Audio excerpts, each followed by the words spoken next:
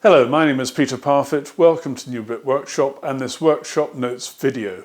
Now I'm making this video primarily to get a message out about how to ask for plans. Now not long ago YouTube removed the private messaging function from their software.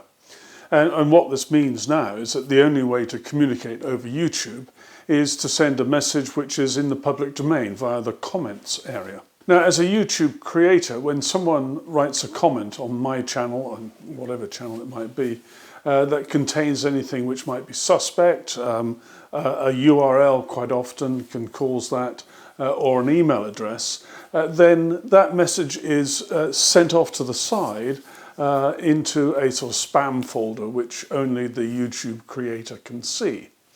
So usually a message with an email address in will go that route and end up being just available to me and not to the rest of the world.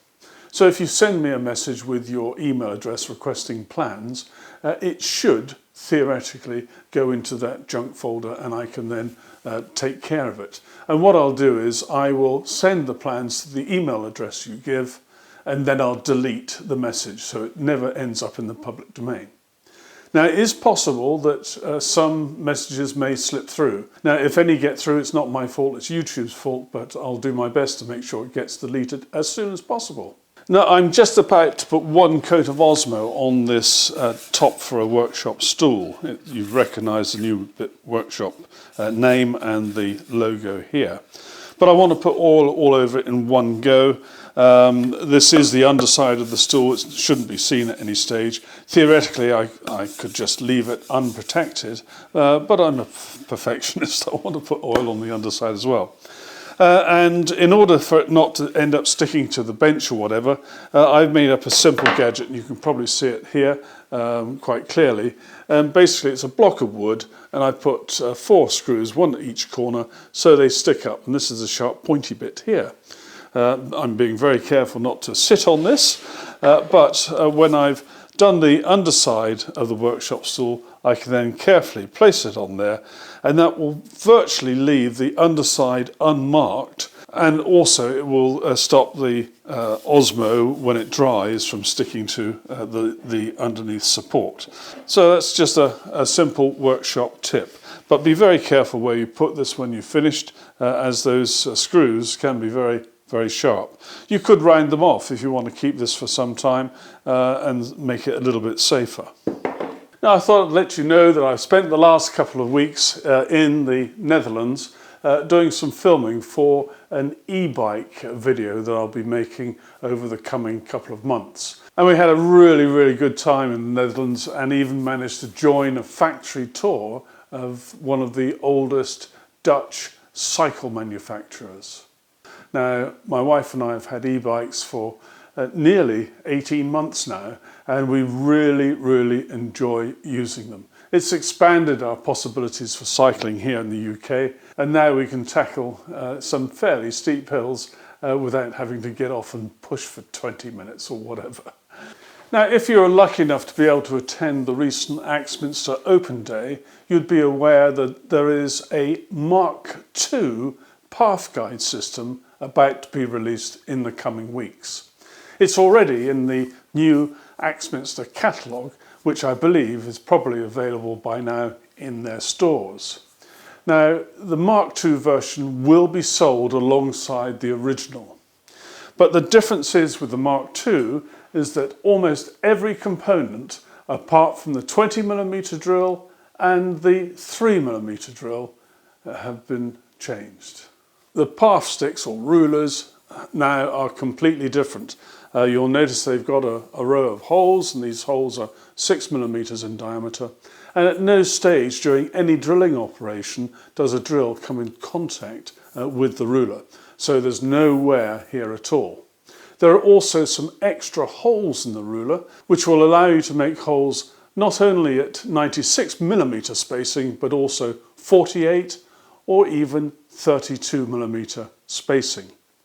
And the ruler has been marked out with some numbers 0, 1, 2, 3 and 4, etc. for the 96mm spacing, and the extra holes have got either a 32 or a 48 next to them, so you know there's something to do with that side of the system as well. So overall, it's a far better item. Now, in order to drill the 3mm holes, one now has a pair of drill guides for the 3mm drill. And they look something like this. And one of them has a little spigot here at the bottom, which is 6mm in diameter, and that will go through just one of those rulers. And the second one has a spigot at the bottom, which just goes through 2 rulers, and it will be used if you're having to drill a hole at an intersection of 2 rulers. And then the 3mm drill is held in a drill guide here.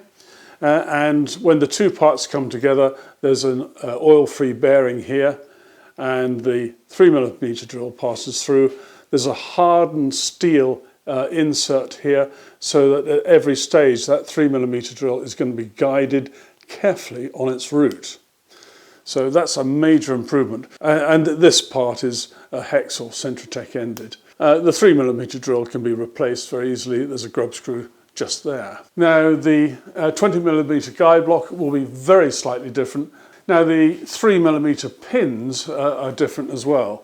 And the reason being that because the rulers have got the 6mm hole, there has to be a 6mm section right here on the pin to go through that hole. And then the pin itself is 3mm in diameter.